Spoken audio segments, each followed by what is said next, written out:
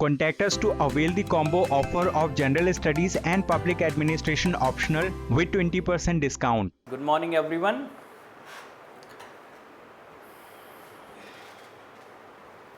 Okay, so today we are going to have the Hindu analysis of 20th July 2021. Okay, so let us see which are the important articles. Yes, good morning Shiva, good morning. Yes, so these are the mains related articles, these are prelims related developments. Let us take overview of all these articles, then we will discuss them one by one. First, on page number 6 editorial page, this particular article, Health Above Faith. The context of this article is recently the suo motu recognition by Supreme Court regarding the Kanwariya's Yatra, Kanwariya Yatra that is to be cancelled by UP government.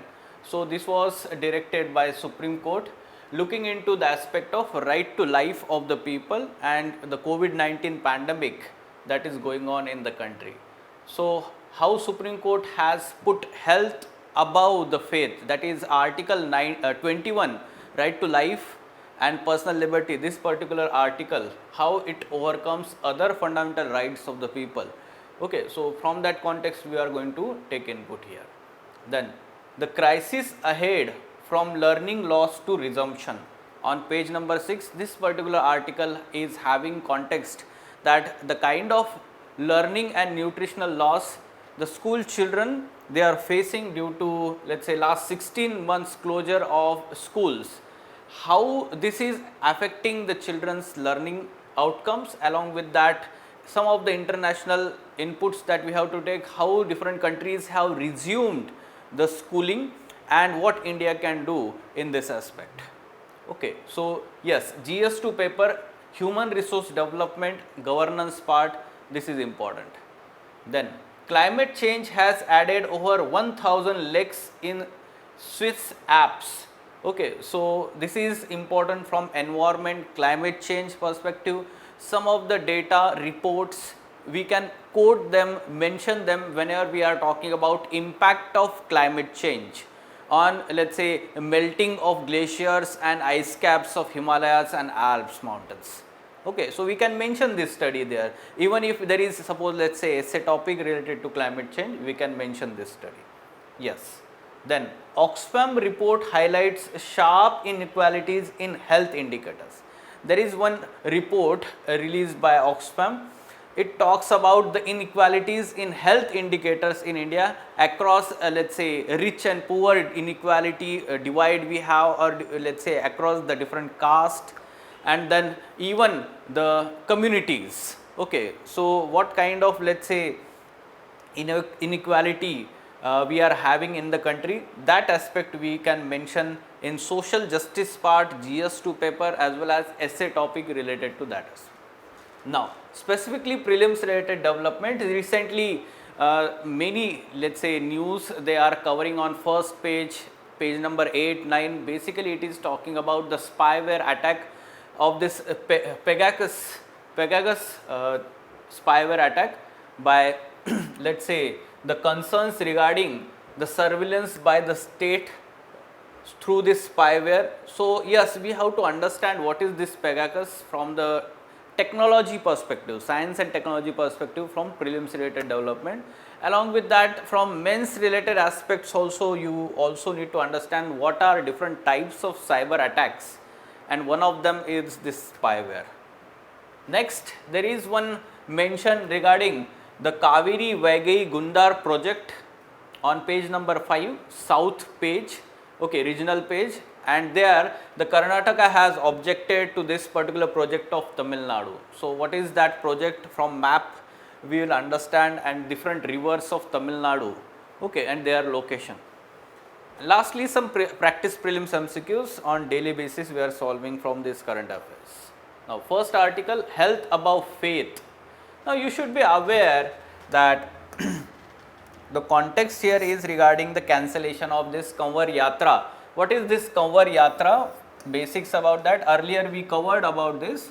Basically Kanwariyas, this is annual Yatra. Kanwariyas are devotees of Lord Shiva, .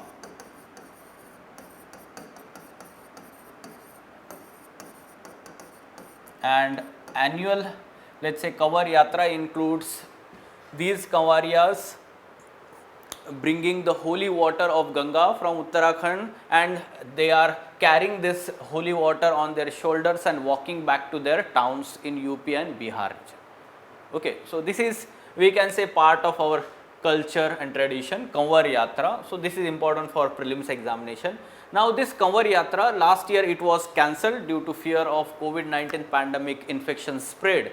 This year also Uttarakhand earlier cancelled due to, let's say, threats of third wave that we may face in future, and recently Uttar Pradesh government was considering the symbolic Kanwar Yatra, but Supreme Court has taken suo motu recognition and asked the UP government to cancel this yatra, and later on the UP government took the same decision. Okay, so this is how the Supreme Court is taking suo motu recognition of such kind of threats regarding right to life of the people. Now we know that Article 21 of Indian Constitution talks about right to life. Now how right to life is impacting because of Kanwar Yatra? Because it may spread infections not only to Kanwarias but later on to the near and dear ones surrounding that region. So it may result into impact on right to health of right to life of the people. Okay, so that's why this particular article is upheld. Now you may be thinking that what are the other fundamental rights? Now we know that under Article 24 to 28 of Indian Constitution, it talks about, let's say, fundamental rights related to freedom of religion.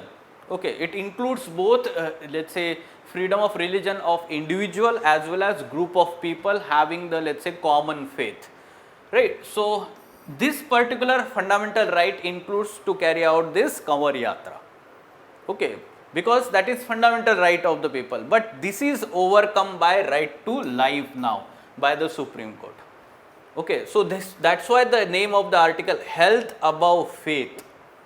Okay, so you should be aware about the articles of Indian Constitution. Now experience of organizing Kumbh Mela. Now earlier we have seen during the second wave Uttarakhand organized Kumbh Mela, and how, let's say, experts along with even later on the policy makers were also of the view that Kumbh Mela has resulted into, let's say, spread of infections in Uttarakhand. And we have seen the impact of this second wave in Uttarakhand because of Kumbh Mela, organizing Kumbh Mela in Uttarakhand. Right, so we need to learn some lessons from that, and yes, very good statement. There may be case for relaxation aimed at economic revival, but there really is none when it comes to choosing between religious rights and the right to life and safety.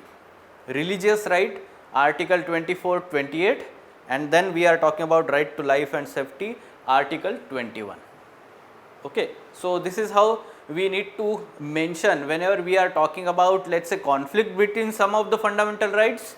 Here during the pandemic time, right to life should, let's say, should be given more weightage as compared to other fundamental rights here, right? So yes, the article also talks about, let's say, Kerala government recently relaxing the norms for 3 days for the celebration of Bakri Eid. Okay, so now Supreme Court has asked Kerala government, why did you give this relaxation? Okay, so now Kerala government will have to justify why such relaxations are given despite of increasing number of cases of this COVID-19 infections in Kerala. Okay, we will have follow up on this particular argument later on. Any question regarding this? Okay. Now the crisis ahead from learning loss to resumption. Now the context of this particular article, it is talking about the learning loss during pandemic. We have seen almost for 16 months now the schools have closed.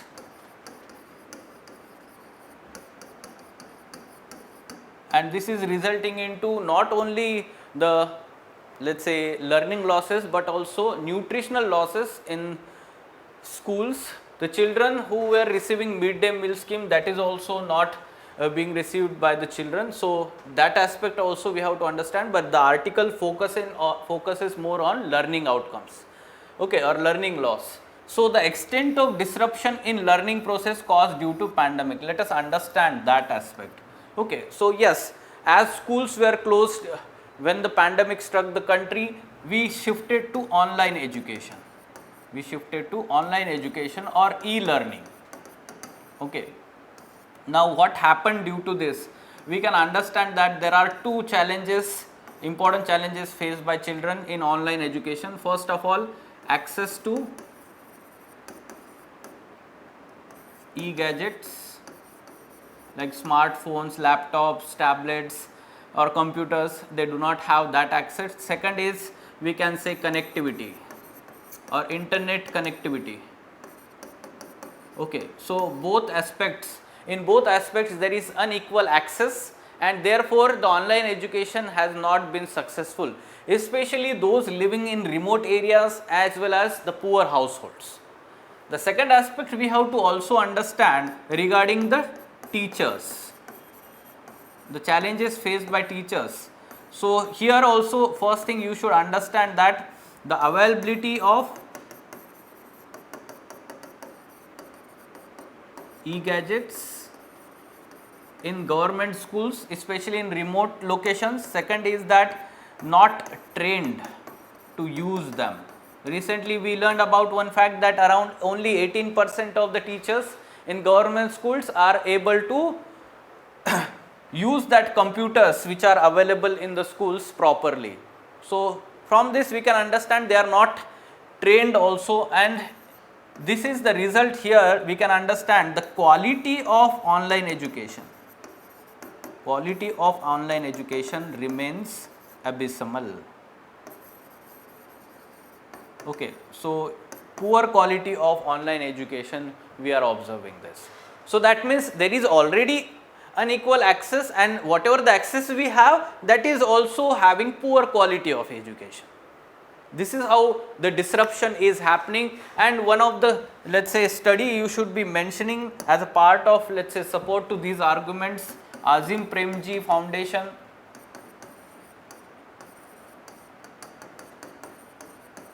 had conducted one survey in January 2021 and it talks about those, let's say, 6 to 11 years old children.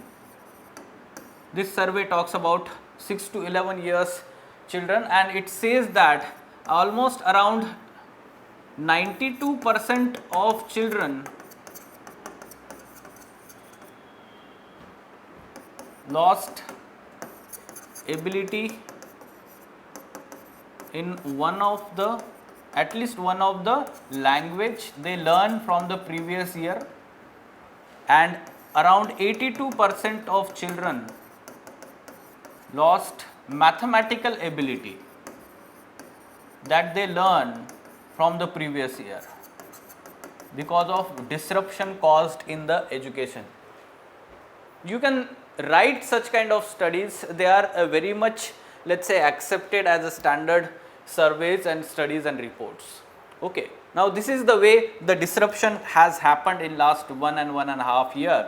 Now what are the options available when we are talking about, let's say, solutions? We can learn from the international experiences. What are the options from the international experiences? Either we can do what we can do, that when the schools will resume,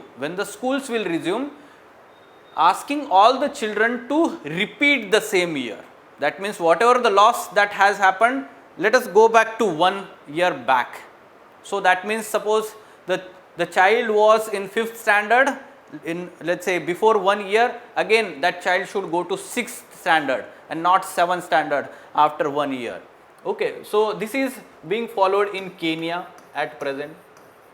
The second method we can adopt here, that increase in number of hours and days of schooling to overcome the loss that they have done. Okay, because of pandemic they have faced the loss, So increase the number of hours and days in schooling. Such kind of approach is being done in Philippines. Now, but we can understand that this will burden the students. This will burden the students, increase in number of hours, number of schooling days. Okay. The third aspect, or let's say approach, is one-to-one tutoring. So this is being followed in UK. There is national tutoring program being implemented by UK. Then there are, let's say, many such countries, like there is Italy, where the graduates and postgraduates are helping children from poor background. One-to-one mentoring is being done, one-to-one tutoring. Okay, so these are different approaches. Such kind of approaches can be implemented. Some of the inputs can be taken from the international experiences, and as a way forward, what we can write down, that in India, when we are supposed to resume the schooling, first of all we can understand that whatever the curriculum that we are going to have, there should be some flexibility by including some local aspects here. Looking at the learning ability of the children, the curriculum should be flexible, first of all, because due to pandemic already there is some kind of psychological trauma, psychological pressures that children are facing, and therefore the curriculum should be also accordingly devised here, that should be flexible. Second aspect, we should understand also that the educated youth can be engaged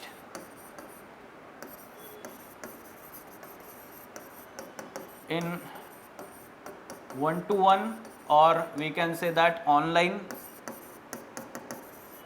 tutoring. Such kind of program can be initiated by the government itself, and many youth will come forward even on non-profit basis.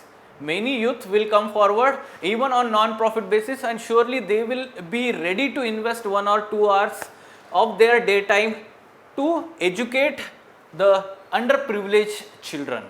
Okay, as online education has become very simple, and yes, most of the people, educated youth, they are having this access to the internet and the e-gadgets living in the urban areas, they can surely come forward as a philanthropical basis, or we can say a kind of altruism they can pursue here. Okay, so such kind of approach can be there. Then lastly, we can also say that instead of, let's say, having these children going back to the same year, repeating same year, what we can do here is reduce and optimize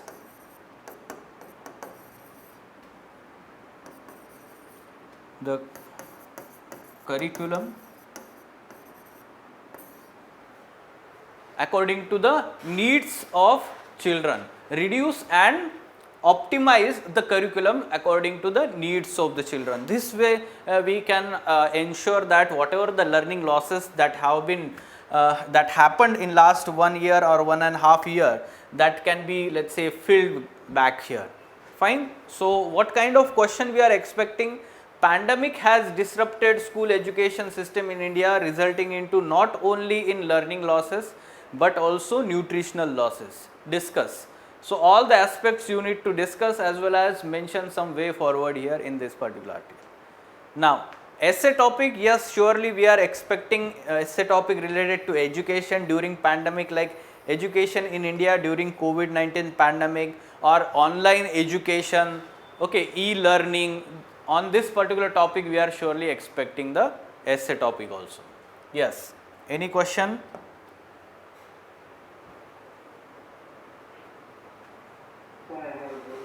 Yes, tell me.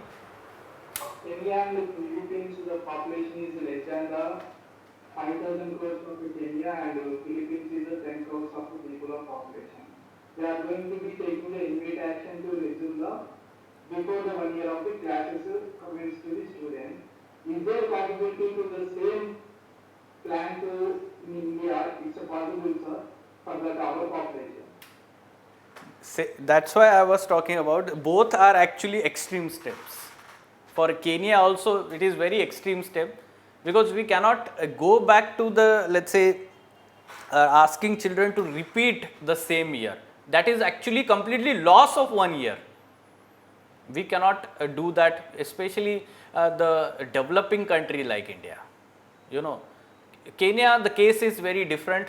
Per capita income levels, the developmental aspects, GDP and all these things also we have to understand. Okay, in India we have such kind of schooling system, progressive schooling system, we can say that. In Kenya that is not present there. So they will need to focus on their learning outcomes of their children in the school levels. Okay, but what is happening in Philippines, basically they want their children to learn everything, whatever they have lost. And for that purpose what they are doing is they are increasing the schooling hours, even schooling days, and extra efforts are needed to be done by the children so as to cover that loss. But that is also not let's say what you can say, ideal approach. Okay, because of that what is happening is children will be overburdened, and surely whatever they are learning in the classroom they will not be learning that 100%. Okay, so that's why yes, tell me. Voice is getting blurry, sir, from your side. Okay, voice is getting blurry. Now? Yes, other students facing same problem?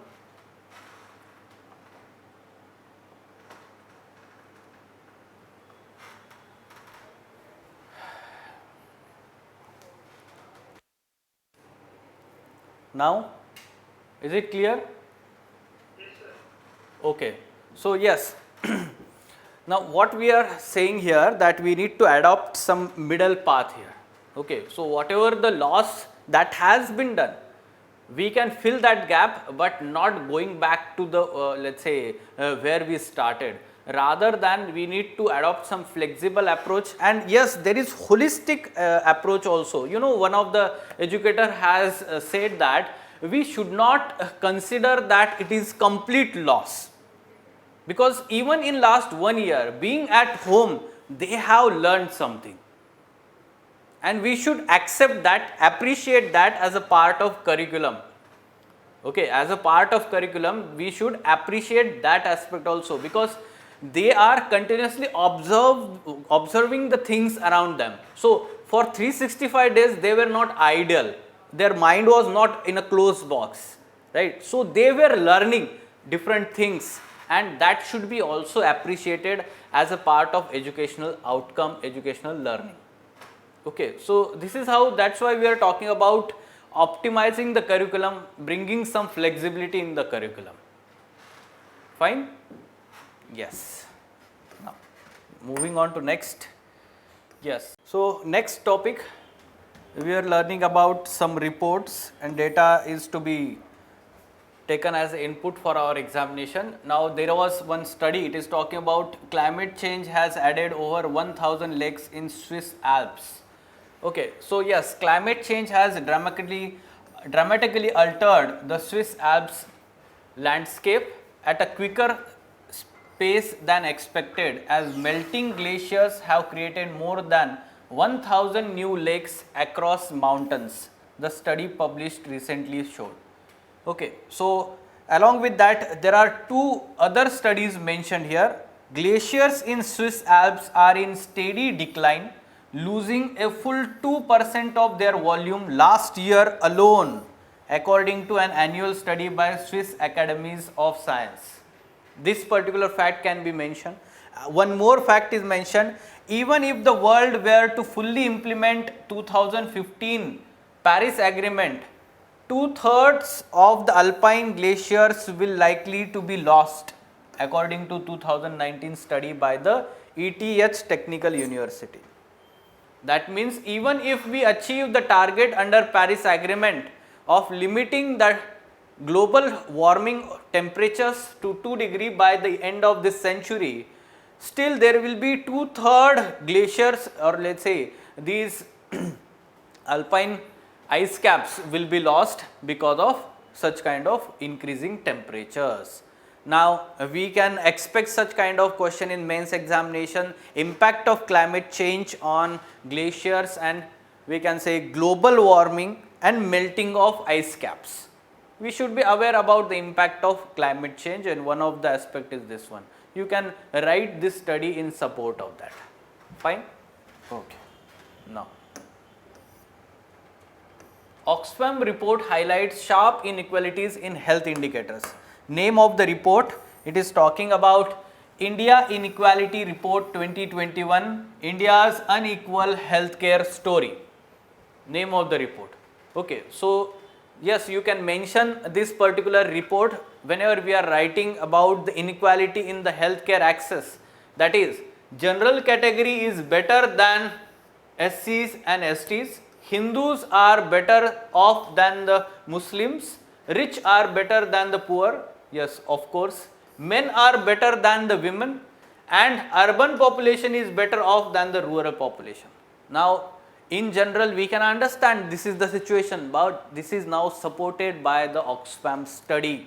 So, whenever we write such arguments, you should be writing the supporting data facts from these reports. One of the mention about this report, or let's say facts, the share of institutional deliveries in India has increased from 38% in 2005 to 78.9% in 2015-16.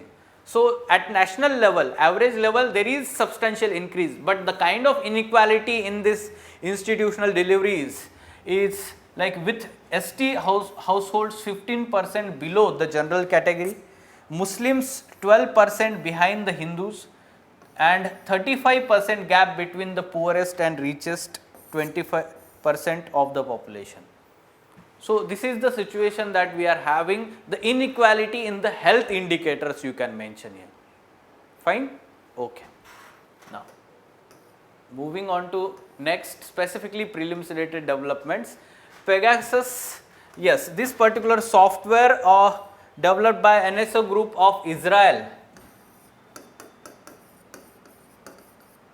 Now, this is in news because many, let's say, important personalities, leaders, they are let's say on the watch list under a leaked list of this Pegasus particular spyware group. Okay, so let us understand this. Pegasus is the spyware developed and licensed by Israeli company NSO Group.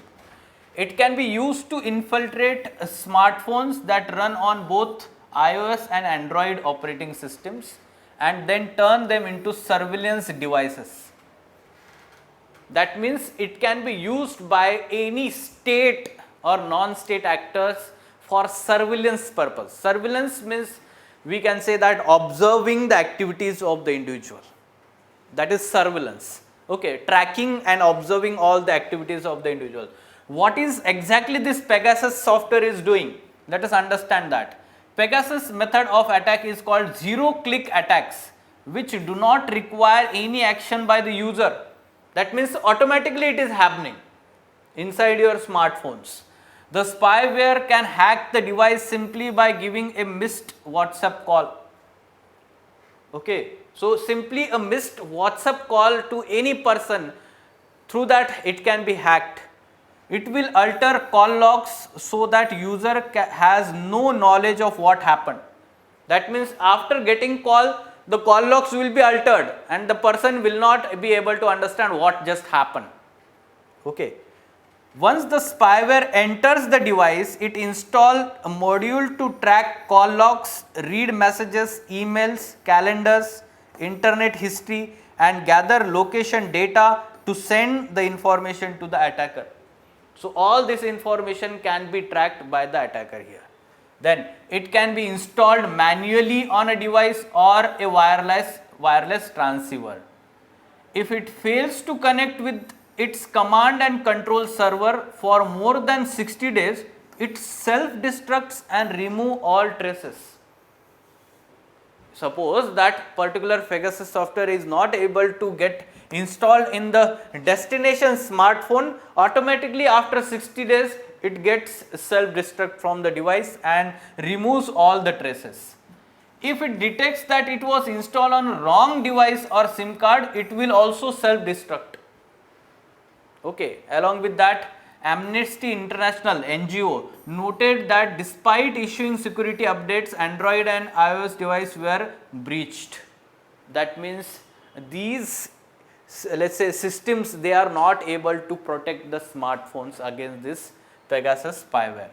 To stay safe, users need to ensure that software in devices are updated and all apps are being installed directly through the official stores.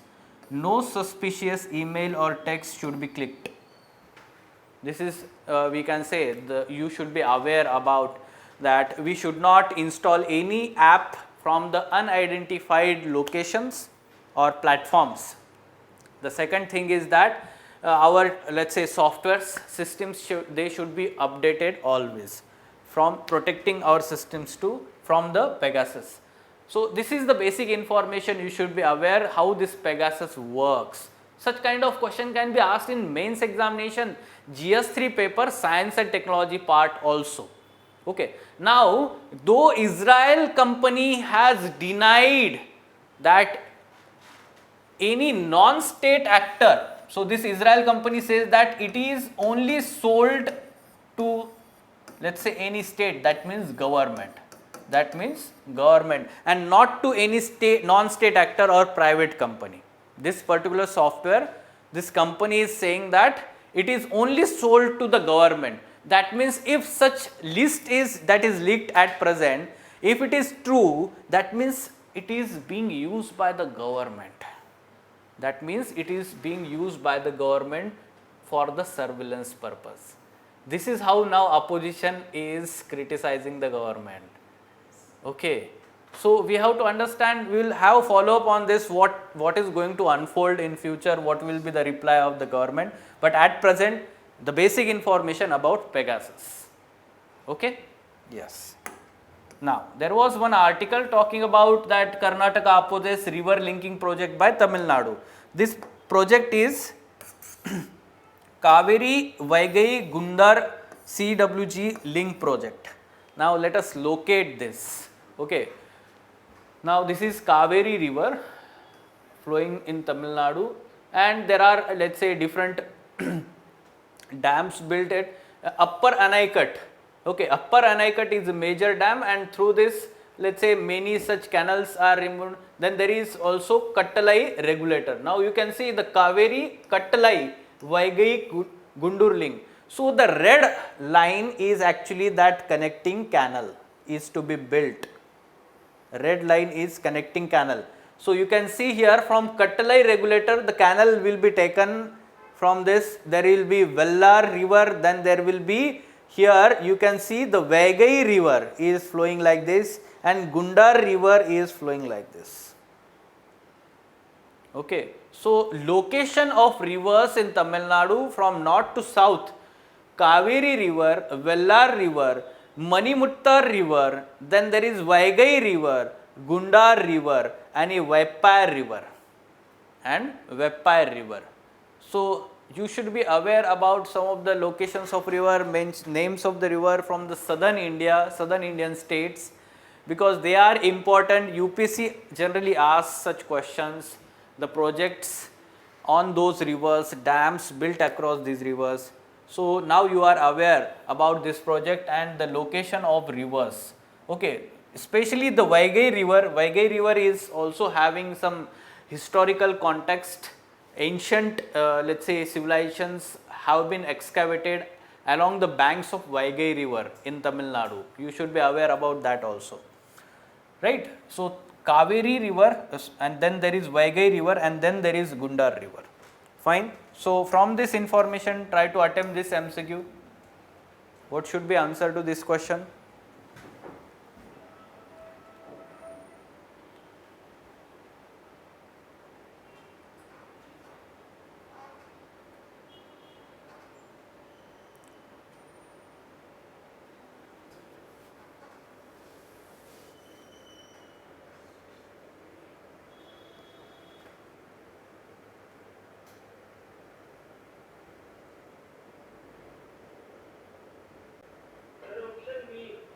Option B. Yes. from north to south we have to arrange these rivers. Such kind of question we are expecting actually, though the specific rivers, the small rivers of different states may not be asked, the major rivers of peninsula may be asked, especially if you are talking about the west flowing rivers, they will be asked rather than east flowing, because we all know east flowing major rivers Mahanadi, Godavari, Krishna, Kaveri, Vaigai, like this, but west flowing rivers we generally do not know about them. Yes, but here specifically about these Tamil Nadu rivers from north to south, Kaveri is the first one, and then we have Vellar, then Vaigai, then Gundar. That means 2, 1, 4, 3. 2, 1, 4, 3. So option should be C, not B. Again, we can go back to this map and let us have a look here.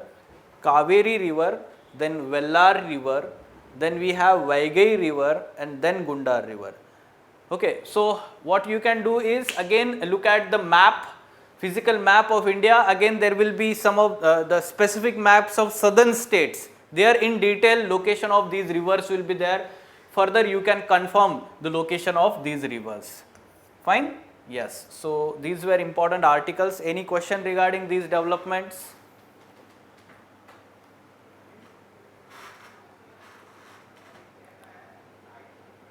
Sir, I have one question regarding that government.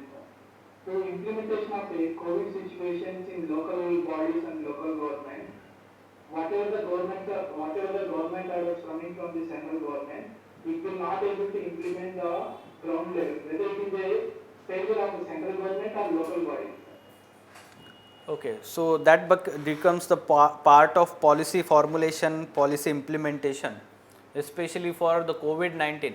See, try to understand during the initial times like first wave, second wave, it was understood that the guidelines and directives from the central government were essential.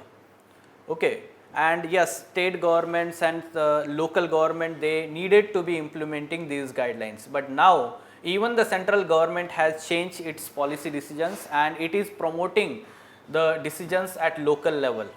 Okay, so that means it is giving flexibility to implement some of the policy measures at local level also. Okay, so yes, there will be change in this policy aspects, surely from considering the local aspect, especially the challenges involved in the implementation aspect. So any one size fit all approach in the policy formulation is not going to be successful. Okay, we have learned this from earlier experiences also for many such policy measures. So surely in future there will be flexibility in the policy formulation, and the government also should consider both at state and central government that at local level there are different challenges for the implementation. They should be also taken into consideration. Yes? Okay. Yes, fine. Okay then, we will meet tomorrow at the same time. Thank you. Contact us to avail the combo offer of General Studies and Public Administration optional with 20% discount.